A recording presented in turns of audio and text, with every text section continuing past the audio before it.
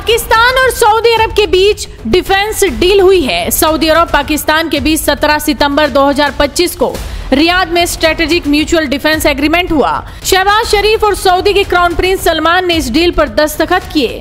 Saudi संग deal से पाकिस्तान खूब खुश नजर आ रहा है। खुद पाकिस्तान के प्रधानमंत्री शहबाज शरीफ खुशी से फूले नहीं समा रहे, मगर क्या वो सऊदी क्राउन प्रिंस मोहम्मद बिन सलमान की गहरी चाल को समझ पाए हैं?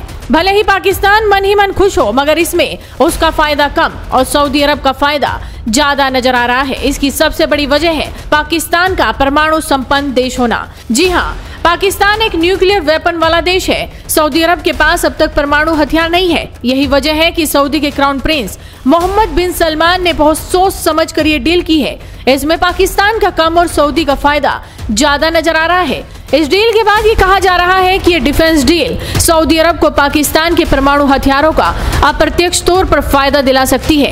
वैसे भी अमेरिका की बदलती नीतियों से सऊदी अरब टेंशन में है। उसे अब अमेरिका की सुरक्षा गारंटी पर पहले की तरह भरोसा नहीं रहा। यही कारण है कि सऊदी अरब ने पाकिस्तान को न्यूक्लियर शील्ड के रूप में इस्तेमाल करने की रणनीति अपनाई है। दरअसल पाकिस्तान और सऊदी अरब के बीच की डिफेंस डील से दोनों के सुरक्षा संबंध मजबूत होते हैं। इस डिफेंस डील के तहत किसी एक देश पर हमला दूसरे पर हमला माना जाएगा। इसे दूसरे शब्दों में कहें तो पाकिस्तान पर हमला मतलब सऊदी पर हमला और सऊदी पर हमला मतलब पाकिस्तान पर हमला। इस डील में defence industry collaboration, technology transfer और मिलिट्री को प्रोडक्शन शामिल है। पाकिस्तान इस्लामी दुनिया का एकमात्र न्यूक्लियर पावर वाला देश है। इस डील के तहत पाकिस्तान अब सऊदी को हथियारों की आपूर्ति और ट्रेनिंग देगा, मगर असली खेल न्यूक्लियर डोमेन में है। सऊदी लंबे समय से परमाणु क्षमता की चाहत रखता है। सऊदी की ईरान से भी नहीं बनती और ना ही इजराइल से। ईरान के न्यूक्लियर कार्यक्रम से केवल पश्चिमी देश ही नहीं बल्कि सऊदी के प्रिंस सलमान भी डरे हुए हैं। यही वजह है कि सऊदी ने इस डील के तहत पाकिस्तान को अपना साझेदार बना लिया। जानकारों का मानना है कि ये डिफेंस डील सऊदी अरब के लिए न्यूक्लियर अम्ब्रेला का काम करेगी। पाकिस्तान के पास करीब 170 न्यूक्लियर वॉरहेड्स यानी परमाणु हथियार है। अगर फ्यूचर में कभी सऊदी अरब पर हमला होता है तो इस स्थिति में पाकिस्तान को भी जंग में सऊदी की ओर से कूदना होगा।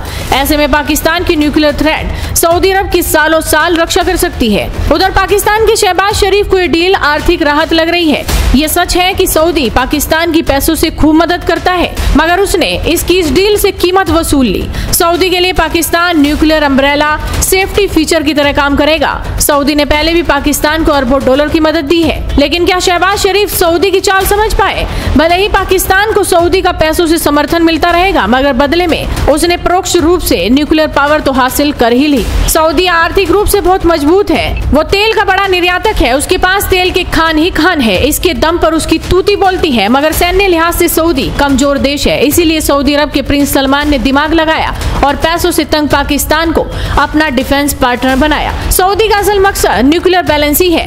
बहरहाल पाकिस्तान और सऊदी अरब की इस डील से भारत को कोई नुकसान नहीं पहुंचने वाला, क्योंकि सऊदी का भारत से बढ़िया रिश्ता रहा है और खुद भारत सरकार ने भी कह दिया कि उसे इस डील की पहले से जानकारी थी। See, India and Saudi Arabia, we have a wide-ranging strategic partnership which has deepened in the last several years considerably. We expect that this strategic partnership will keep in mind mutual interest and sensitivities. Video को share कीजिए और जुड़े रहिए headlines India के साथ।